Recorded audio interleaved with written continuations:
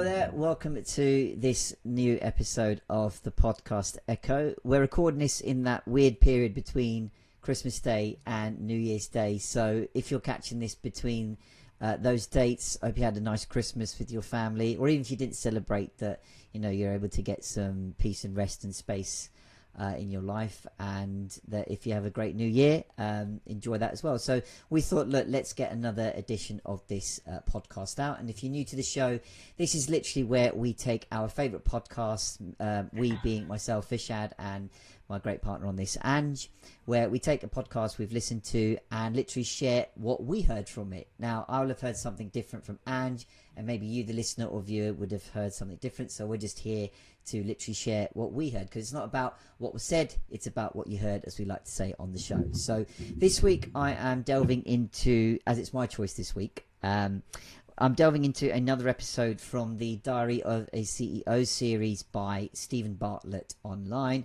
I think it's pretty popular in terms of numbers. If you do take a look, I'm sure you'll find it pretty quickly. And this episode, he had on a, what do you call him? I guess he's a kind of spiritual leader, guru. Yogi. There we go. Yeah. There we go. Yeah. The guy's name is Sadhguru. Sadhgro even. No, Guru. That's it. Get my spelling right. If you're looking for him, that is. And look, I didn't pick it because it was, aiming to be a spiritual thing and that kind of thing. It's like, do you know what? The tagline grabbed me, where it was talking about procrastination and about they actually put the tagline of "there's a mental health pandemic coming," and indeed he opened up by talking about the fact that WHO, so the World Health Organization, if I will, is talking about the fact that we've just been through a pandemic where people beforehand didn't even know or have heard of a pandemic, apart from the films and what have you, and now we're more aware of it, but there's one coming to do with our mental health. It's like, okay, that's quite a striking thing to begin start with. Podcast, it is. Right, because you're a bit going, look, we were all fucked for a bit, and now we're going to get even more fucked, if you will. Yeah. And it's that's like, exactly okay, it. Yeah, and it's like, okay, as he went into the answer, what it picked up for me is like, I think it's bringing home all the things that we first started to feel in the pandemic. We couldn't keep in contact with anybody, so one of our core human needs of love and connection was gone. Yes, we had things like, we could still phone people and FaceTime them, but when it comes to physical contact, the fact that, for example, you could, if your folks are in another home or somewhere else, you can only go through the window or stand at the end of their garden gate. And it just felt, wow. Do you know what? I just briefly interjecting. My nan was 98, and my nan died on the 12th of March 2020, and it was literally about 3 weeks after they locked the nursing homes down. My nan was in a nursing home, and I'm going to try not to get upset. Nan had killed me for it, but she was 98. She had a really good life, but we weren't allowed to go and see my nan, and my nan died on her own in that room, and that really, really saddens me, because I just think this amazing woman that lived through 2 world wars, and she was at the Queen's coronation, and all these things, just to because of the country decided that actually we weren't allowed to go and see anybody. And it's a bit of a political conversation that is probably best saved for another time. But yeah, it was absolutely heartbreaking. It was just horrendous, the thought that she was there on her own at the beginning, and sorry to say it, while they were all partying in Downing Street and didn't give a shit about what people. I've never really been into politics, but it is one of the things that really absolutely broke my heart and really still annoys me now, because I feel like my nan didn't deserve to die on her own after everything she'd been through and the things that she'd lived through. I felt she deserved more dignity and respect than that.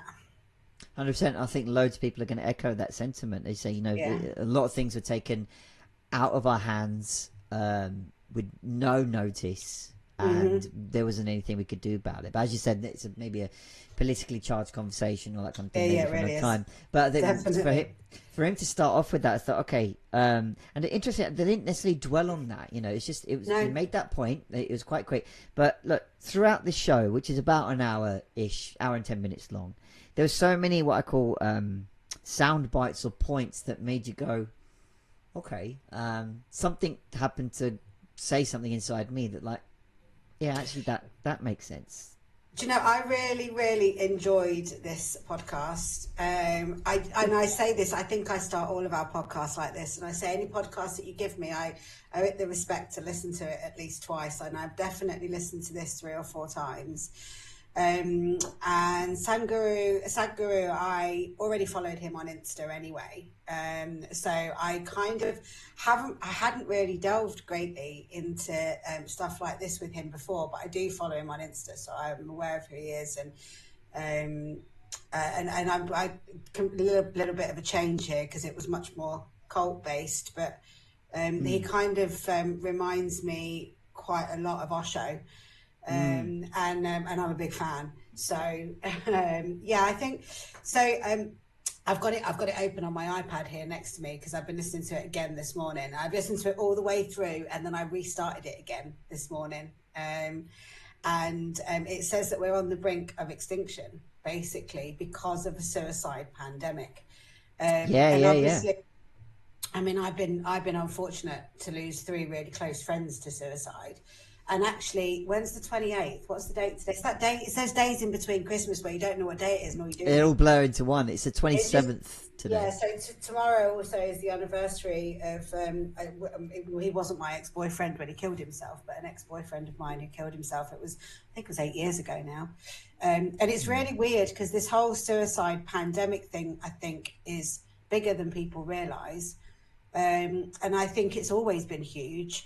But because social media wasn't so prominent 8 years ago, I think it was a lot more brushed under the carpet than it is now. But because now people are dying and men, it's obviously a lot higher numbers than women. There's no doubt about that. But it is, equally as painful, whoever it is. I think it's much more obvious now. It's much more apparent because people are talking about it a lot more, and it is a massive thing. And this whole mental health pandemic. What is it now? 1 in 3 people, I think, struggle with some form of mental. I mean, that's just incredible. It's absolutely incredible. As a society, we're going to have to find new ways to function because otherwise societies with those kind of figures, I'm only talking from my own mental health experiences. And obviously, as I've said before, and I'm quite open about, I'm bipolar, I struggle with anxiety. And I have my own host of little basket of problems that I deal with mental health wise. And I think if everybody's dealing with certain levels of that, there's going to have to be a new way to help people cope because everything will just start to break down. I have days where I can't leave the house, and if 1 in 3 people feel like that, then that's a problem, and something needs to be done about it. Well, it's interesting. Look, the stats are stark, I think, in themselves, right? As you said, the 1 in 3, like, okay, that's really close to home. Right, so if you think about it, yourself and 2 other friends, one of you are going to have a mental health. I think all my friends problem, have challenge, mental health issue. Issues. Seriously, we sometimes we make light of these things, but it's like here's the thing. Sometimes maybe there's a place at the moment where people are still stuck with the idea of what is a mental health challenge, issue, problem. Because as soon as you put that stigmatism or definition or whatever on people, like it's just like you're in meltdown mode and all this kind of thing. You got disorders. It's like it doesn't even have to be like that. It's, as you say, it's that.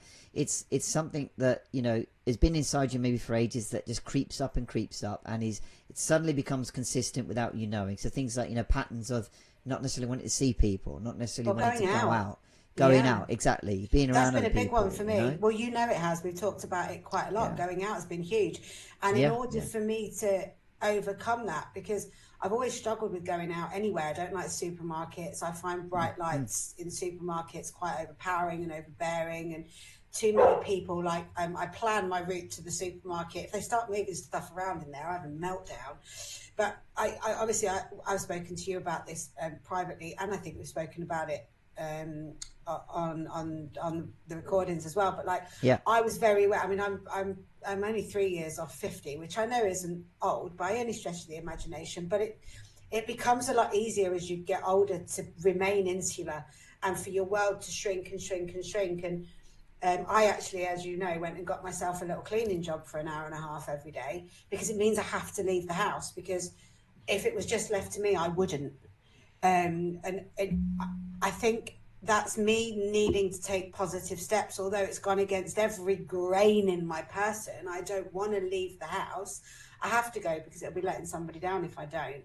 And that for me was a personal thing, to try to start to regain and take control and take back control of my mental health, which has completely controlled me for about the last 10 years. And I think, you know, that it's important to understand that with the right support and small steps, you can do it. Do you know what I mean? I just want to say that it's important. It's really important. And it's a significant step, because people, I think, again, maybe in the space of like, if you're or suffering with this right now, right? First step is a lot of times acceptance of for yourself, not to just flip it into a positive emotion, or suppress it, or ignore it, or have other people tell you that no, you know, you've got nothing to be sad or depressed or worried or stressed or anxious about, because ironically that actually exacerbates the feeling in the first place. Because first of all, you're feeling anxious, for example. Now you're being told it's not acceptable to feel anxious, which raises your anxiety. So it's a vicious cycle. And also, it's not as if this is going to disappear overnight. You know, I hark back to an episode we did a couple of weeks ago where Jimmy Carr was on the same show, and he talked about, you know, when people are depressed, they just say, depressed? No, we're going to go out for a drink. Let's sort it out. You know, I understand the meaning behind it, that people go, you know, you can, you know, use whatever phrase comes to mind, drown yourself, drown your sorrows, escape for a bit, you know, let your hair down, which is all fine and makes sense when someone's trying to outwardly reach and doing, you know, the best they think for their, you know, their friend, their colleague, their family member, or whomever. But ultimately, it's like, well, until that person sees it and feels that acceptance and that support, that's when the small steps begin to add up, because then they go, okay, here's my possibilities. You're not going to change overnight. You're not going to go from a leap from, in your own challenges to, right, I'm free. It will take the time. It will take mistakes. It'll take the whole 2 steps forward, 1 steps back, maybe type thing. And you know, I think that also ties in with today's space of like, it's the instant nature of it all. Everything's got to be at my fingertips, accessible, readily done, quick. You know, people talk about, you know, what's it called? Attention spans shrinking and shrinking. Of course, that's terrible. Where in the space of social media, they say the average attention someone pays on something is now, I think it's even gone from like 8 seconds to 3 seconds. Yeah. So it's like we're trying to absorb everything at a fast, like you can't keep up with that rate.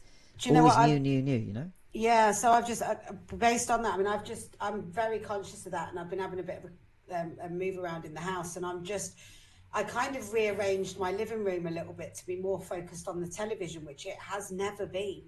My telly's always been sort of like in an alcove, flat against the wall, with my living room set out for reading or socializing, and it kind of has stopped being that. So I'm just kind of rejigging things upstairs, because I want to start getting my books out again and reading. I don't want to have this focus on the telly anymore, and I'm starting to like feel it drag me away and sort of drain my energy.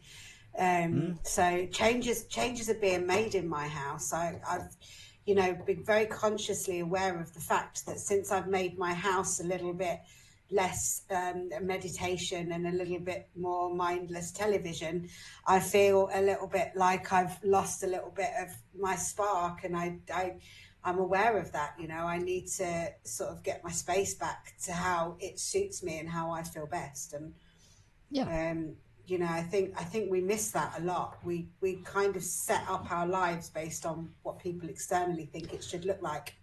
Well, it's a great point to segue into what they went on to on the podcast. Is they Yeah. talked about, people are committed to what Sadhguru called our miseries because of beliefs, Yeah. ideologies, and behaviors, and that we've got this clash between survival, like every other animal species on the planet, versus expression.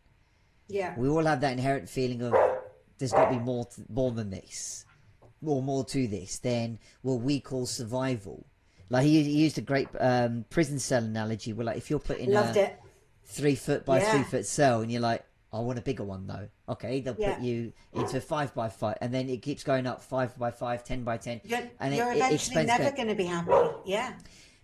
And I put that analogous to our goals. If I get that thing, that's what make me happy. And you get it, and you're like, Analogous. What a great word. What does that mean? Analogous. I think it's I hope I've got this right, looking all clever. It basically harks back to always intricately linked.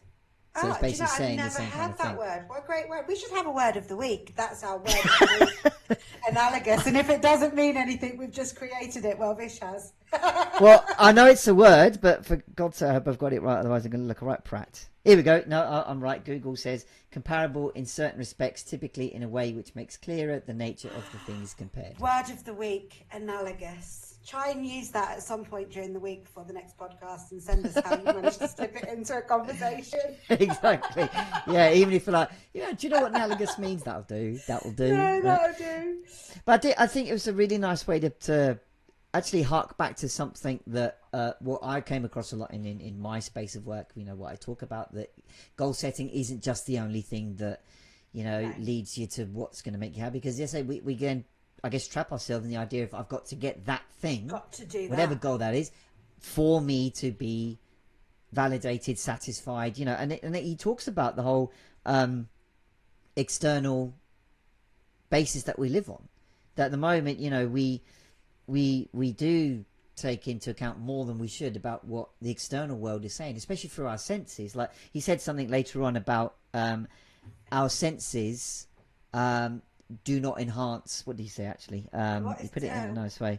So yeah, here we go. Sensory organs are outbound survival instruments. Yes, I So loved that. He made the point saying, if I've got better eyesight than you, that means I can survive better. I can perceive threats or whatever better. Yeah. If I can hear better. But it doesn't necessarily enhance the want in my life. And I thought, okay, that was a very stark thing to again put out there. Really well put. And also, it was the whole, we put a lot of credence in our senses. We feel that enriches our experience, etc. But I think he pointed out, because he made the last statement going, look, because on the podcast they sit opposite each other, and he goes to Steve and the host, you can see me, but you can't roll your eyeballs inward and look inside you. Because he talks about your user manual. I loved it. So says, so you've got a user manual. When are you going to read? When are you going to figure your user manual out? Is it going to be right at the end? Would you do that with your new iPad? No. Yeah. Do you know what? Right. I think I loved it. I really, really loved it, because I just saw, and I think Stephen says to him, well, how do I know? I think that's a question everybody asks. Listen to yourself. Yeah. I think honestly and truthfully, I started listening to myself quite a long time ago. I had to, because my mental health was so bad, and because I kept it a secret for such a long time, my bipolar and my mental health. I actually I almost took a really big step back from everybody, and did become quite insular, but also becoming quite insular was key to me figuring myself out. And I very much decided quite a long time ago that if something didn't feel right, I wasn't going to do it. And I wasn't going to argue with myself. I was going to trust that it didn't feel right, and that feeling is for a reason. Now, don't get me wrong, I'm not talking about me panicking about going to the supermarket at 9:15 because it's an hour and 15 minutes later than I normally go. I'm not talking about stuff like that. I'm talking about bigger things. And for me, I learned to read my own intentions. I think that's probably a good way to put it. Like, I always think that if something feels right in your heart, but your brain is telling you not to do it, or your gut is saying it's okay, but your brain is telling you not to do it, just do it, because I trust my gut more than my head, because my head overtalks everything. Whereas if my brain is saying, oh yeah, go for it, but my gut is saying, oh no, that doesn't feel quite right, then there's every possibility that I'm going to question it a little bit more, because I tend to trust my gut over my head quite a lot. And I think that's one of the things that he talks about, and I can't quite remember how he put it, but he says that we overthink, but that's not a bad thing. I think it's the first person that I've ever heard say that actually, why is that a bad thing? It's all right. Do you know what I mean? I think he talks about constipation and diarrhea. Yeah, he does. Mental diarrhea, as he puts it. Yeah, it's just like, oh yeah, I get that quite a lot. I think that's exactly, I think, where he actually addresses the phrase overthinking, because I think Stephen articulated what a lot of us feel like. Sometimes I overthink things, and that's all he had to say. And Sadhguru went, hold on a second, before he went off, ironically overthinking, because he was just trying to get all his thoughts out. He went, I overthink that. Hold on a second. He said that's the thing with overthinking, because there is no such thing. He's saying that he's actually saying there's not enough thinking. Yeah. So where he talks about, I think what I got from the mental diarrhea example is, he goes, when you have physical diarrhea, as in you have the shits basically. A lot of people say, take a pill. What have you eaten? Yeah, or what have you eaten? Yeah. First of all, what you've eaten. Don't eat that again. Quick, take a pill to try and block it, right? But you don't necessarily stop it. And the analogy to the mind is, or analogous, there you go, to your mind, is that your mind keeps running. It will still keep. You're not going to stop that mind by just taking the pill.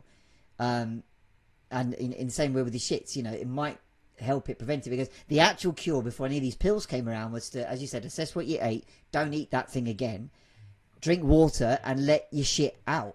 And actually, I've just had like a little moment of revelation there. I don't know if you saw it on my face. Perhaps you should go back and just check it. But like, when you I'll put a halo on in the edit, or a little light bulb. Yeah, a little light bulb. So I think, right, so I always say, right, when people get the shits, I can't believe we're discussing this, but yeah, when you get the shits, I always say better out than in, right? Better off to get it out. So, and I don't want to take Imodium and plug it up. I want it out, because obviously it's not right. So that's going to be the same with like brain diarrhea, like overthinking. Get it out. Get it out. Do you know what I mean? Just talk about it. Say it. Get it out. Get it out. Get it out. Get it out. Because if it stays in there, it's going to fester. And I mean, that's advice that I give my clients and people all the time. If you've got something to say it, because actually that's never going to be as bad as bottling it up and holding it in. And I think, half of the battle is the battle against yourself that's stopping you from saying maybe 6 or 7 words that, I don't know what you think is going to happen by saying them. Just say them. Get them out. So I quite enjoyed that. And I think that's probably an analogy that I'm going to take with me for people in the future that I'm working with. And definitely that the constipation one as well. I thought, I've had verbal diarrhea, but never like verbal constipation, or I'm still sort of like, the way that he puts things is like simplicity in its finest, but and it's in such a way that I don't see how you wouldn't understand what he's saying, and how you just wouldn't have revelations by listening to this podcast.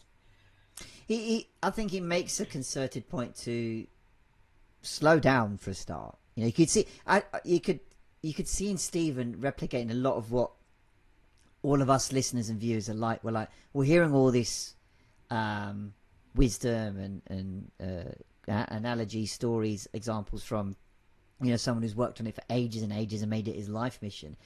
But there's still a voice in us that Stephen portrayed as like, yeah, but how? Like, he kept asking that, where's my user manual? Where is it? How, how do I he wants it? That defined sort of holy grail type answer. And the approach of Sadhguru throughout the whole episode was to slow down, give another example, and get you thinking about it in that way. Like, on that front, I really enjoyed his breathing exercise idea. Which when you look at it, you're like, I rewatched it a few minutes earlier. I'm like, what was he saying with that? And it was only a very small point. So without giving spoilers away to people who've not seen it yet, but basically they go on this episode, they go through what must be a 30-second or so exercise. It involves breathing, closing your eyes and turning your palms inside out when asked to. And it was just to notice a difference where you feel the expansion and contraction in your respiratory system.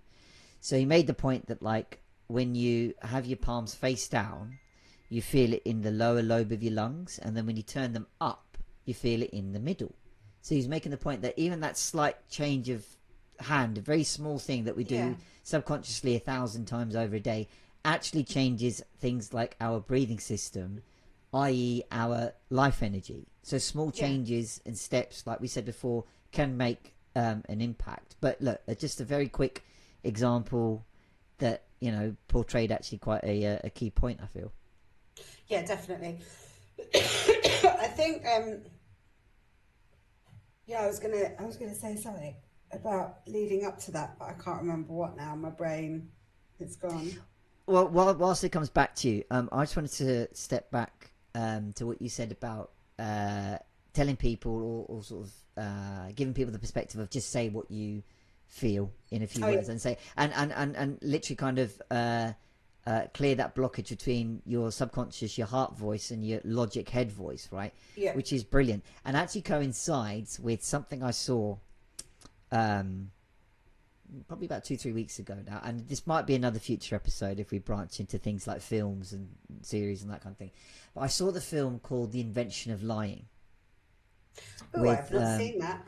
It's with Ricky Gervais, a few years old now. Oh, I think I have seen it.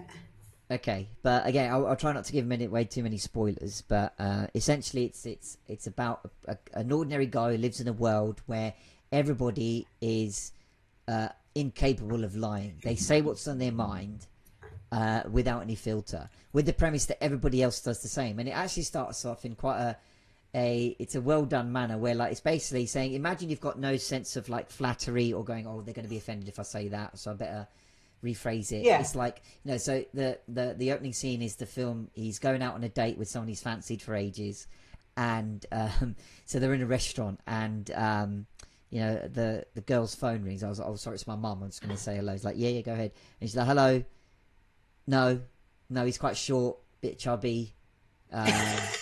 We're not going to kiss. No, we're not going to have sex. No, we're definitely not going to do that. So there's no filter from her, you know? Yeah. And then he's going, he's kind of got like, what, really? And he's like, so it continues in that manner where they're literally, and then the waiter comes on going, yeah, you know, she's out of your league and I'd quite like to get her number. So, you know, so no filter, just literally saying it out loud. And the whole film turns into, he's able to tell a lie one day and he utilizes it. Like, you know, falsifies how much money he's got in his bank account. But then everybody then thinks he knows what happens in the afterlife, because the key bit in the middle of the film, okay, I'm really going to give away spoilers now, so I better kind of watch it. Basically, something happens. Because before I knew, I'm like, shit, I'm giving away the whole bloody plot here. So like, you've actually, no, I don't need to watch it now. I know what's happening. Yeah, so basically something happens which makes him go, shit, I can't just say what I want. And the big thing I took away from it is like, people think the film's going to be about, okay, he's just going to use his ability to lie and get whatever he wants. It's actually showing that utilizing the truth in a more compassionate manner is what's going to yield better benefits for us, rather than just falsifying shit and lying and flattery and all this kind of thing. It's like, so he made the point towards the end of the film where he spoke to the same girl again, because it's a running theme. It's like, okay, I might be short and chubby because she keeps repeating that, you know, so we can't be together because, you know, I literally don't fancy you, and our kids might be like that. And it's like, yeah, but that doesn't mean I'm not, you know, kind and caring. Yeah. And, you know, qualities like that. So it's like, you know, he's not spinning it for spin's sake, but I think he's also like delivering the truth in a compassionate manner. So i.e. the only person in the world being able to lie, he's actually utilizing the truth in a more compassionate. So when I hear people say, you know, just say what you want, that's absolutely right. Like, feel free to express the emotion, but then your balance and maybe even the next level comes up when you can say the truth without just being an obnoxious dickhead all the time. Yeah, I think, you know? And that's really powerful. I'm quite lucky because I'm quite good with words. Mm. So I'm quite able to say something to somebody in a way that is not offensive, but that gets my point across. But it doesn't mean that I do, because I think we're all guilty of sort of like just holding on to stuff. I am. I mean, Mm-hmm. not so much now, but and generally now I do you know I always think, I've got something that's bothering me about a situation or someone. Mm. I usually wait an hour and see if it's still bothering me.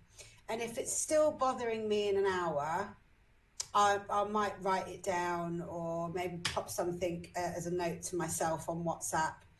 And then I might give it 24 hours. And if in 24 hours it's still bothering me, then I'll talk to the person about it. But usually, rule of thumb is 24 hours. I'm actually not bothered by it anymore. It's not affecting my life. It isn't hurting anybody that I love and care about. And actually, I've just saved everybody a whole load of shit that doesn't really need to be said. And that's generally what I live by now. I mean, I used to be sort of like, well, I need to say something. Why don't I think you do? Well, yeah, I do. And then I'm like, there's been a recent situation, I don't really want to go into it, but I said to Mum and Dad, I'm not really sure what to do. And Mum was like, well, just stay out of it. So I said to Mum, I'm going to see how I feel in the morning. And the next morning I was like, I absolutely can't stay out of it. I need to talk to somebody about it. And I did, but tactfully, of course. And it felt like the right thing to do. But generally, I think that's the first time in probably about 10 years since I've adopted that rule, that actually sleeping on it has not made me go, yeah, whatever, new day today. No, Do you know what I mean? but those two pointers are really quite powerful. Giving yourself the space and time to go, okay, what do I actually feel about it? And actually let that emotion process. You're not acting on impulse. You're not trapping it and catching the reaction. I may have articulated it on this show before, but ultimately an emotion is a chemical reaction in your system, i.e. your brain, that lasts for 90 seconds if you just let it pass out through you. But at the moment, we're catching it, we apply meaning to it, we try and understand it, Kind of like contextualize it. diarrhea, right? Kind of like diarrhea. And we trap it, and it gets trapped in our body somewhere. Yeah. But the fact that you're able to take the time and space and then go, okay, maybe the emotion is dissipated, so I don't need to do any more with it. Or, okay, there's still more action I can take in my responsibility to do. I think sometimes we fall into the fallacy of, I need to do something so that said person says it back, or hope they say it back, or reacts, or whatever. So again, we're going back to that external view. We're doing something because we want someone else to do something, say something, for validation or whatever. Exactly. I think half of our problem, and it's not something, I know it is something that I still feel, but not as deeply as I used to, is that we ultimately assume that other people will treat us the way that we treat them. And it gives false expectation on other people. And I think it's a really bad way to live your day to day, because no one thinks like you do and no one thinks like they do, and what's important to you might not be important to them. It doesn't mean that it's not important. It's just different levels of who we are. And I think as soon as we stop having expectations of other people and we live for ourselves, life becomes a lot easier. 100%. And look, again, something we said earlier, it's not an overnight thing. We're going to go, right, I don't give monkeys about anybody else, because your system's going to go, what are you doing? So it needs that practice, it needs those mistakes, but also with that like sense of, no, I don't need to be externally validated. And again, even that choice of like, I don't want to be externally validated is going to come with its trickiness, because it's your system's going, what? But we've always done it like this. What you're doing. And it's until we go, okay, why do I want that validation? What's actually there'll be something underneath that. Only you can define what that is. Figure that out. But it's not to say you're on your own to work that out. There's multiple avenues of guidance you can go from. But that then also is down to you. What do you take on? Same with this podcast. You might listen to something for 10 seconds and go, that works, and the rest of it might be waffle or whatever you want to say. And that's going to be the same of things like your self-development journey and what have you. You don't have to take on every practice and idea and method and things like it's what works for you. The start is like knowing that there is more underneath, because as they said in the podcast at the beginning, we're more than just survival beings. You know, every other animal species is about survival. You know, we'll all have watched Blue Planet, Frozen Earth, Planet Earth, David Attenborough all the time going, here we see they are trying to survive. Not in that manner, but you know, that kind of gist. Please do your Prince Charles. How can I fit Prince Charles on this bloody podcast? The podcast Echo. What are they trying to do with my sausage fingers? Absolutely more blinking, stinking. Anyway, so we feel we want to do more. That there is more, and a lot of us wander around. You know, again towards the end of the podcast, Stephen literally drops that eternal question: what is the meaning of life? In so much words, right? And you know, the response he got is like a lot of us are looking for a psychological solution to an existential reality. Yeah. Which is, it's like, okay. Right. Yeah, I've been saying that I've been saying it for a really long time, that I am a spiritual being having a human experience, and I think it's a there's similar a t-shirt thing. if ever I heard one. Yeah, I think that is the soul diadem. I'm a spiritual being. Well, that's how I feel.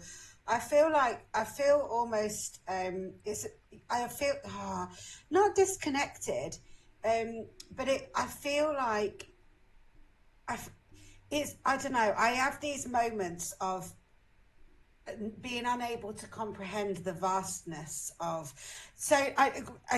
Let's go back to what they were saying on the podcast about AI, right? So, Stephen says about AI outdoing humans and being more intelligent, and it blew my mind that he would even think that. Like, okay, don't get me wrong, right? AI has a capability to gather knowledge, words, basically. It's words. And it is learning to evolve. And I use AI I generally write a lot of my stuff myself. But if I'm having a bit of an off day and I can't get my head around what I need to put, or if I've put maybe a paragraph in a blog that I'm writing and it doesn't quite sound right, I might feed it into AI and get it to jig it about a bit. I'm not denying it, I do use it, but but AI is never going to compete with human beings. It just isn't. We are such complex, evolved entities. I mean, AI to me is a function. I kind of, when he asked the question, when he said it, it kind of blew me away a little bit, because in my mind, I don't think AI can. He talks about a mechanic and a heart surgeon, and he says, the mechanic will rebuild the engine and he'll get paid X amount to do it, and the heart surgeon will get paid £50,000 more to do it. And the heart surgeon is, but you try and do it while it's in motion, while it's working. There is no AI on the planet that I can't explain this. Sometimes I look at the human body and I think that, well, how have we evolved ears to make it easier and better to hear? You know, just like nose hair to stop things from going up there, and you know, all these little intricacies that are probably billions and billions to one that would happen to create me as a person. And I can never compete with that. And I think, I don't know whether that's because I am a really spiritual person. And for me, intellect is amazing. And I love a good conversation. And that is more to me than how somebody looks or their appearance or how they dress. I'm about what's on the inside and not what's on the outside. But it blows my mind that people think, or that Stephen asked the question to actually somebody that is so incredibly spiritual, that AI is going to overtake, because I don't think there is anything, because we've made it. We've made it. I don't think there is anything ever that is ever going to come close to what our bodies do and how our bodies work and the functionality, or just for us to lay down in bed and go to sleep. That's fucking incredible that our bodies do. It's almost like we're testing out dying a little bit every night, just like, because we don't know. We close our eyes, we've got no idea if we're going to wake up again, do we? We don't know what happens. Sometimes I have these wild dreams where I'm not entirely sure that I'm not like astrally traveling during my sleep times, because sometimes I wake up rested, sometimes I wake up like I've run a marathon, and I go on these adventures in my sleep. We do that. We have that capability as beings that AI can't create that. They can't do that. Everything that AI can do, we have fed it to do, and it will evolve, but not in a way that we have. We have such complex emotions and functions. I think it was a really great part of the podcast, I think, because you say it was that. I think you could see that kind of clash between, as you said, someone who's in the world of bliss and spirituality versus someone from the business logical side of things. Because you see, Stephen opened that part by going, he saw some interviews with the creators of AI and the pioneers of it, saying, I can't do anything with it now. It's going to go out of control. Basically, forecasting the Terminator style apocalypse where the machines take over.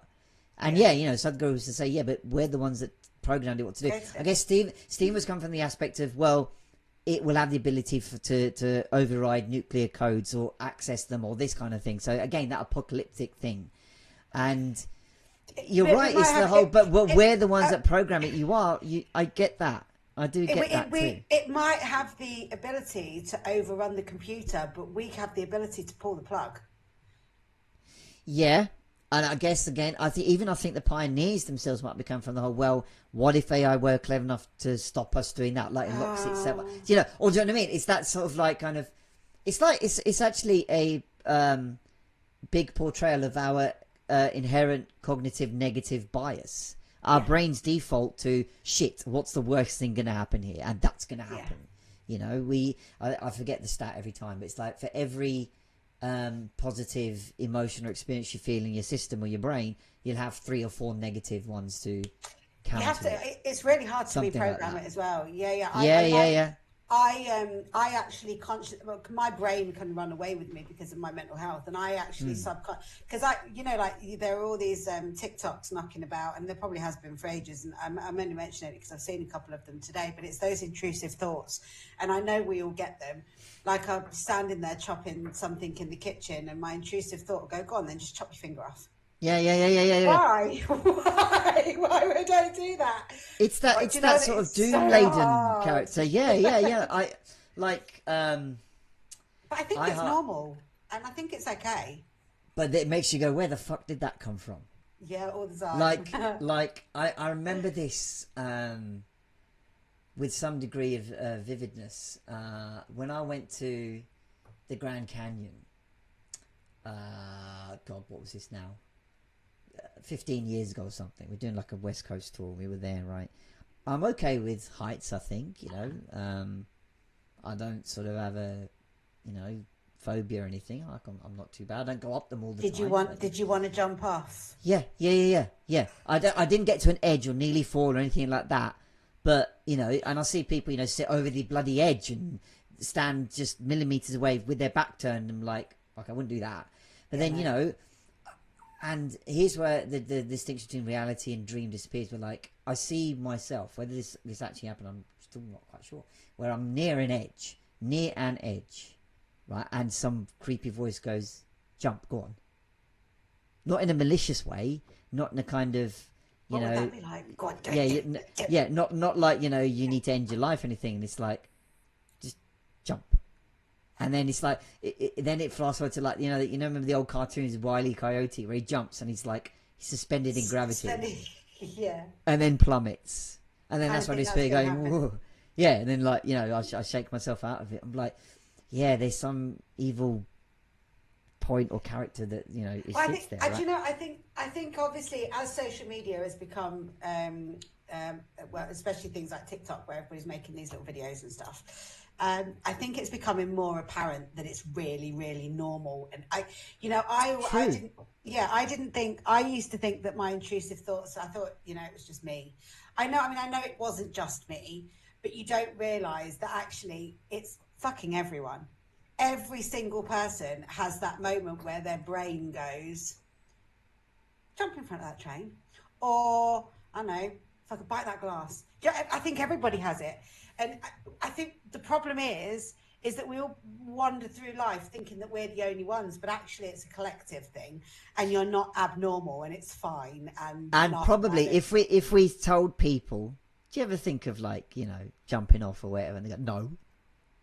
That default is like no, because is there a part of you going, yeah, but I don't want to admit that. Yeah, well, If yeah, you are, probably. then fine. If you are, But then like you're, I think this is probably one of the few things that social media is good for, is that it is opening up a lot of boundaries, and it's yeah. putting a lot of information out there that people it's being sort of like made into comedy now, whereby there's much more information about. I mean, oh Jesus Christ, I spend so much time watching rugs being cleaned and horses being hooved. It's insane. But a lot of people that are neurodivergent find that stuff like really fascinating to watch, and it's out there and people are talking about it, and it's fucking brilliant. It's like, keep talking about it, talk about it more. It's still not talked about enough. It's okay to not be okay. And as we were saying earlier, 1 in 3 people aren't. So, actually, it's probably not going to be long before it's the majority of people that are struggling. And then we've got an even bigger collective to come together and, find some positivity out of all this fucking negativity in the world. Well said. Well said. So they also talked about. I want to get your thoughts on this one. The endocannabinoid. I hope I said that right. Endocannabinoid result. So CBD.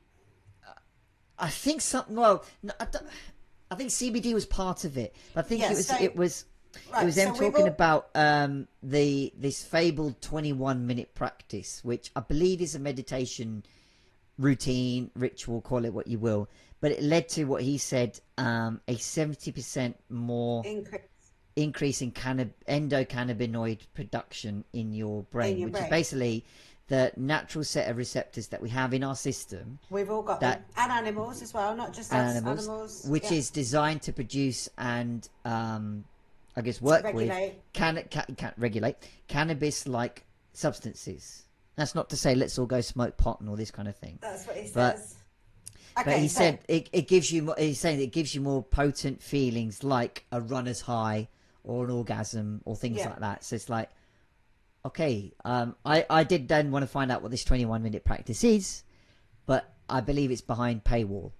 So okay, well, I bet we could find it somewhere. I'll have a look. I don't know, but I do know a bit about CBD. So, well, probably not enough actually. I take it every day. My mum and dad take it every day, and that's not CBD. So obviously, cannabis. We all have cannabinoid receptors in our bodies that we don't feed. And I don't want to say it's difficult because this is just a chatting podcast, and I don't want to say something wrong and then get a load of people going, oh no, that's not right. So I'm going to try and keep it as brief as possible because sometimes things can be misinterpreted a little bit. But so you've got CBD and THC. THC is what makes you high, from like the part of cannabis that makes you high. CBD is the part of the plant that doesn't make you high, but that feeds those receptors. Now, I take it every day. My mum and dad take it every day, and I think it's I think it's a really good thing. I give it to my dogs. Keeps their coat healthy, keeps your joints supple. It does amazing things. It does amazing things to your body, and I I swear by it. I can't smoke weed. It makes me really I laugh. So what happens when I smoke weed is I can occasionally, but it's very rare. I laugh for about 20 minutes and then I get about 3 hours of paranoia. So it's wasted on me, absolutely wasted on me. But I think it's a plant.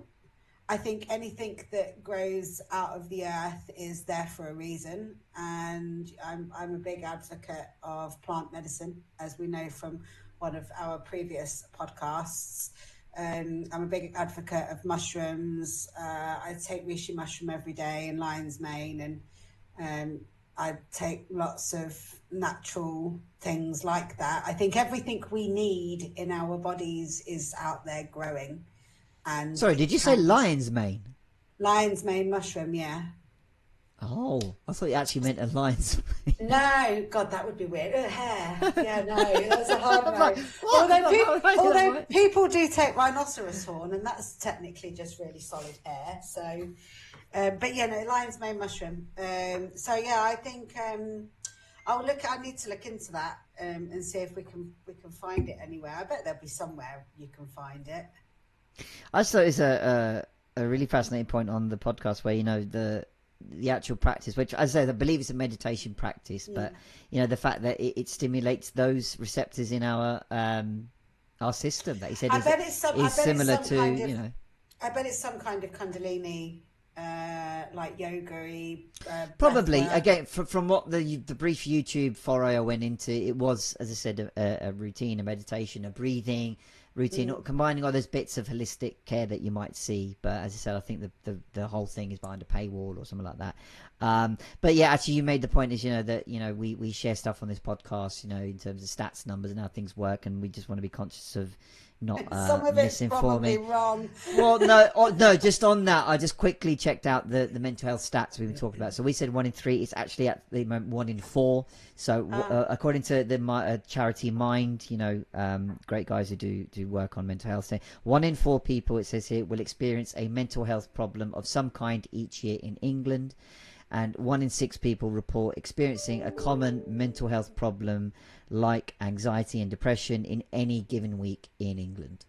We'll put some links in as well for some help pages, obviously. And it isn't, I'm sat here dealing with my mental health on a day-to-day basis. It never stops being hard work, and it is what it is. So, and there is some really, really good support out there. So I'll drop some links in. We'll drop some links in. Cool. On this. So, I wanted to lastly touch on a couple of things they talked about towards the end of the show, where the question, I guess, was posed in general was, why do you need a job? Now, they didn't just say that and carried on. It was like, it came up in the context of being trapped in a logic of life. I called it, again, to me it was similar to what I call the checklist of life. You're meant to get a degree, then get a job, then get married, then a family. Yeah, I haven't done any in whatever order. Yeah. So if you haven't got one of those things, then you better have a good reason why. Now, I obviously come from a culture that lives and breeds that, and it's literally as if from like day one you're in a race. Yeah. Whether it's your immediate family or your externals. But the point that I particularly got into was that Sadhguru, for example, said all you need is food to survive, and that a lot of us are looking to live our life or spending our life to make a living rather than live life. Yeah. Now, what I kind of didn't fully agree with that is like, okay, it's all well and good saying is all we need is food to survive in life. But then many people might echo the same thoughts as me, like, well, how do we get food without money? So I think what he's saying is that, okay, so I could grow food. I could grow everything I needed to live on. So before you go into that, say you needed only a little bit of land, say an allotment, a garden or whatever, where people, have little gardens where they grow their own vegetables or plants or whatever, right? So you need the seeds though. Where'd you get the seeds from without the money? Well, you harvest them from other plants and stuff. You go foraging. I mean, I've got quite a few friends that live off the land in caravans, and and like, yeah, I think we are in a society where we are forced to believe that we need. Or, do you know? Can I honestly tell you? I would, if somebody gave me a bit of land, I would quite happily live in a caravan with maybe a generator for electricity, which I would have to have because of work stuff. But I would, yeah, I think we everything that we pay for because other people tell us that we have to. I mean, we could be self-sustained if we wanted to. I'd love to live off the grid. I would happily live off the grid and grow all my own vegetables. And There's a Channel 4 series in the making. yeah, could you imagine? I'd have to go vegetarian though, because there's no way I'd be killing anything. And I'm quite happy eating meat as long as I don't actually have to kill it, because I won't even kill bugs in my house. I won't kill flies or anything. I asked them to leave politely, open the window and ask them to leave, and they generally those bastards never do. Like, you leave the thing you open, you stand there going, go on, get out. It's like, oh no, get out. No, mine do. I don't kill spiders. I've got probably about 3 or 4 resident spiders. I had a rat last year that I humane trapped and got out. No, I won't kill anything. I won't. Absolutely will not kill anything. But yeah, of course we have to pay for everything now, because we have absolutely been conditioned that we have to, and because governments and big fucking pharma and all these other big companies are charging us. But realistically, wind turbines at sea and all the rest of it, we could have all this stuff.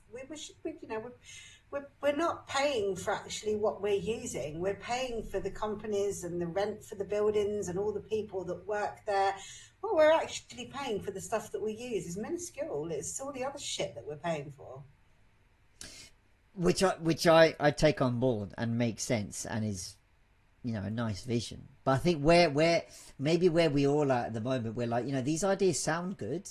I think even we're trying to do things like climate change, and obviously that's more maybe of an urgent need, saying, look, we're going to run out of resources. I think that's an absolute scam as well. What's that? Climate change? Well, yeah, I think that there are issues. Jesus, when I was younger, so 30 odd years ago, they were telling us that by now the ozone layer was going to have a massive hole in it, and we were all going to be fucked. And that hasn't happened. It's kind of closed itself up, and it's all right. I think we do need to, we need to take care of our planet, but what we need to stop doing is cutting down trees and doing stuff like that. We need to and I think save our wildlife. Well, yeah, and I think that's where we are. We're at that sort of cusp of change where, like, as you said, like, do we have to do things the way we're doing? But I think the challenges come. I think many of us balk at, like, yeah, but it's going to cost. There's money involved. Whether that's spending or not pricing things or living without money, we're like that. I think that computes with many people yet, because I think a lot of us still live in that logic space of, like, but you need money. My immediate thought is like, yeah, all we need is food, yeah, but I need the money. Realistically, I think food. I agree with what Sadhguru was saying. I think that you've got tribes out there in all sorts of places that have lived off the land and never had an amount of money cross their palms, and they're thriving. I bet they're fucking healthier than we are. I bet they've got less disease. I bet the only disease that they have is when people outside of their communities go in and take in diseases and all that kind of stuff. I think that it is it is possible, maybe not plausible because of how society is now. I think it's crazy to think that it is possible, but I do think you could break it right back down to the bare bones of life, and Yeah, all of the charges and everything. I mean, I genuinely would happily like live in a fucking. There's quite a few of my friends actually that would be well up for it as well. It's always been like a bit of a dream just to get a bit of land and chuck some vans on it, and have some like fucking permanent like Bedouin tents and stuff, and live off the land and grow all your own vegetables, and have chickens, and all of these things. It's all possible. It's just not plausible anymore because of how society has sort of entrapped us into how we're expected to live. Dear Channel 4, I've got a great idea for a new series. Only if you narrate it in different voices. Prince Vish. Charles, there you go. Not just Prince Charles. I'm sure there's more of a repertoire of voices in there. But I do Big Brother style, get him off the house. A date one that the housemates are on the van on site, putting up the Bedouin tents, planting all the plants. Chickens running wild. All the chickens have run out the farm down the high road and the motorways. It's like, seriously. Oh, brilliant. What are we doing for time? I'll get one more last point in because I think it was. I don't even know what time we started. To be honest, I'm not sure. The clock is running at an hour just now, but I'll okay. just leave. Right. I'll just finish up on this point because I think it was a really good one. They make the point that towards the end they were saying it's not about focusing. So actually, there's a nice little exchange that I enjoyed where Sadhguru went like, "If your body is pleasant, we call it health." He goes, "You wanted." Yeah. and Stephen's like, yeah. And he goes, if it becomes very pleasant, we call it pleasure. You wanted? And then he goes, if your mind is pleasant, we call it peace. You wanted? And he goes, all of that is our own responsibility, yeah, and not anyone else. And he goes on to say that, look, it's not about focusing on joy. We don't have to experience joy all the time in everything, especially when it becomes artificial. And then, he finishes the point saying that our interior, our systems, our, internal knows all that. It knows that like having a healthy body is health, having, a mind being pleasant is peace. We know all that, but we're trying to rely on the external to give it to us. So there's a reliance on making our environment pleasant. Yeah. So again, we hear things like, if there are people in your life, shed them. Social media now, we're full of people saying it's a new year. Get rid of all the bad people in your life. Yeah, okay, fine. That's your line, okay. But he also makes the point that to be honest, many external things like that don't happen our way. We want people and things to work for us. But it really happens when we look at it from an external point of view. And it's true. It's like, a lot of things don't go for us. It might feel sometimes everything doesn't go, or it's like, oh, I'm in a good run at the moment or whatever.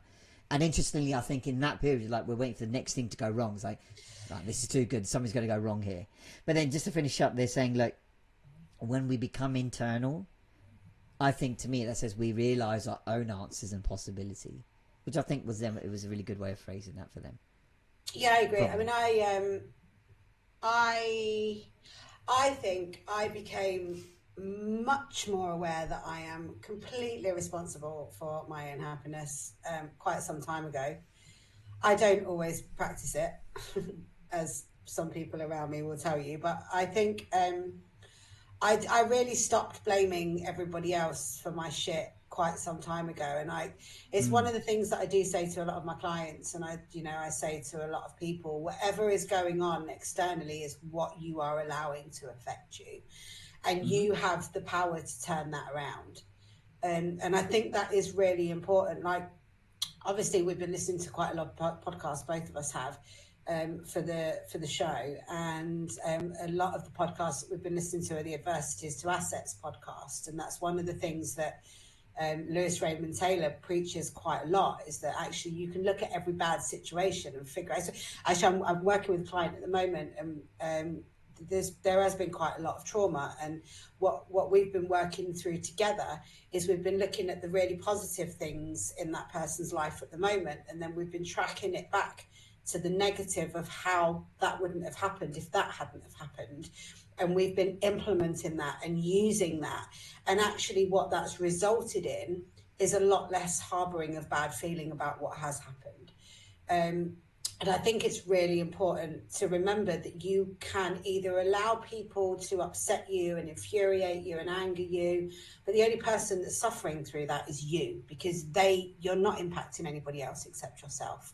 So you can either choose to be angry, upset, and miserable, or you can choose to use it as fuel to grow and have a bigger impact. And I've been through quite a lot of shit, and sometimes I say things to people about my past and I can see the look of horror on their face, but for me it's just part of my life. But equally, if I'd not been through what I've been through, I wouldn't be here now, and I wouldn't have the people I am have in my life now, and I wouldn't be who I am, and I am quite comfortable in my own skin. That doesn't mean that I still don't have bad days and I still don't struggle, but admittedly, they're the things that, my mental health raises its ugly head every now and again, just as a bit of a reminder, hey, mate, I'm still here. You still have to work at me. And life is like that. Every day should be like that. I don't think anybody breezes through life. There has to be an element of hard work to maintain good levels of everything.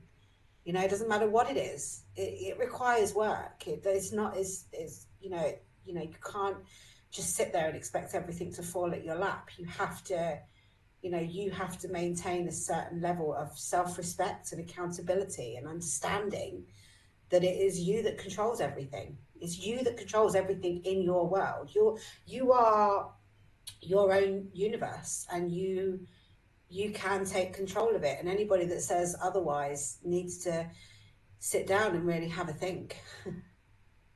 Yeah, and that's where I think that's where you begin to access your own user manual. Yes. So instead of like trying to find the book or a thing, something tangible, it's like, well, it's in there somewhere. It's like that, old box of shit that you've got when you clear out a loft or a garage or whatever, and then you find some hidden treasure in it, and it's like, oh shit, I never had this. I didn't know I had this for years. And that's the thing. You have it already.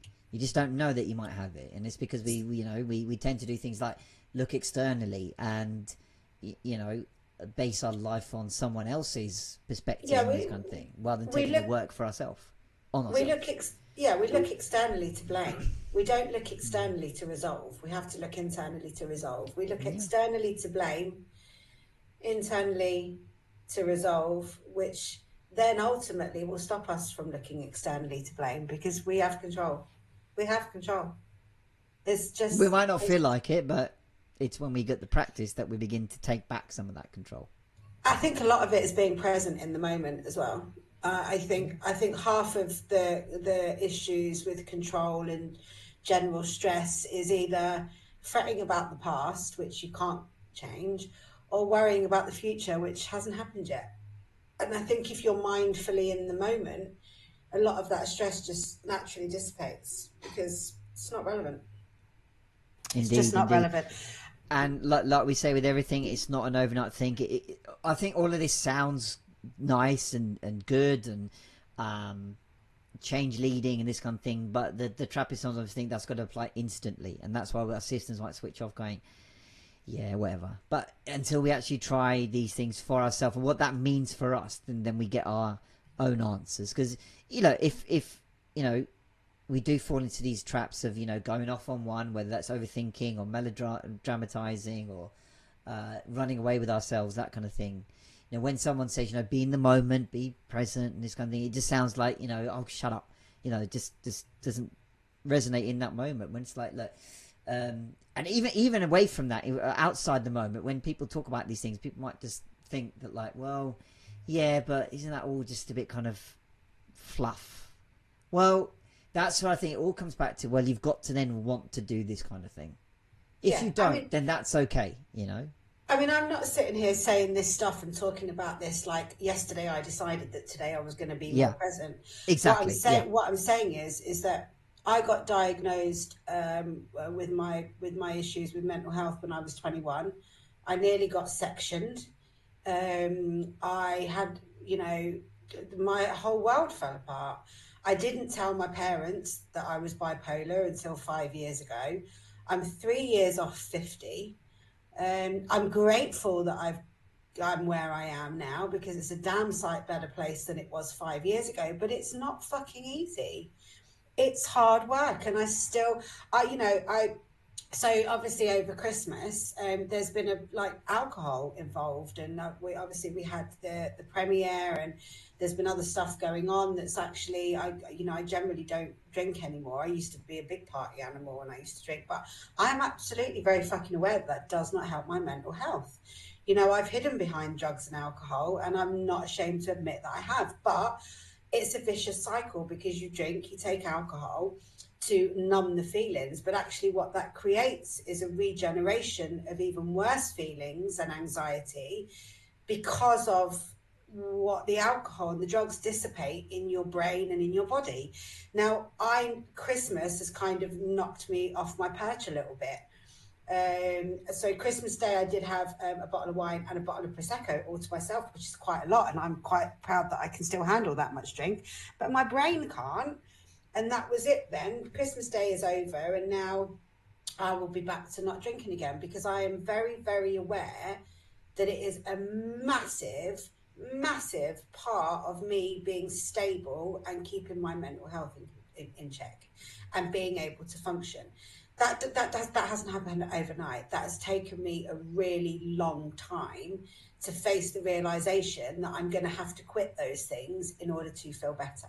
And it is, I quit for 3 months, and then I relapsed for a month, and then I quit for 6 months, and then I relapsed for 6 weeks, and then I quit for longer. Do you know what I mean? It doesn't happen overnight, and it isn't easy, and it is hard work, but it is worth it. And I can't, if I want to maintain some kind of healthy lifestyle for whatever the next 20, 30 years of my life, I need to make serious changes, because I have partied. And I've parted because I've wanted to hide from my mental health. Because once I've got some drugs in me and some drink in me, I'm like a completely different person. I've got the confidence to go out and go to festivals and do all these things that I wouldn't normally have the confidence to do. But it isn't the answer. And I'm not saying it happens overnight. And I'm not preaching to anybody, because I do not know what everybody else is going through. But what I know is what my journey has been to get here. And it's hard work. Yeah.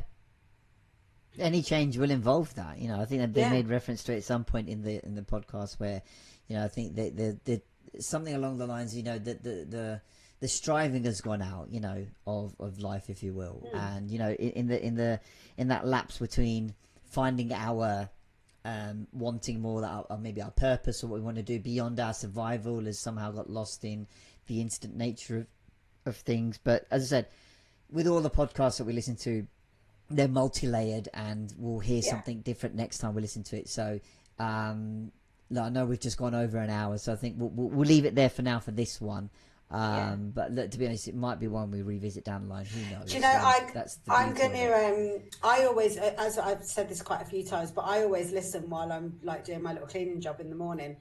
And I need to watch it, because today I had it on video while I was like mooching about doing bits and pieces. And I think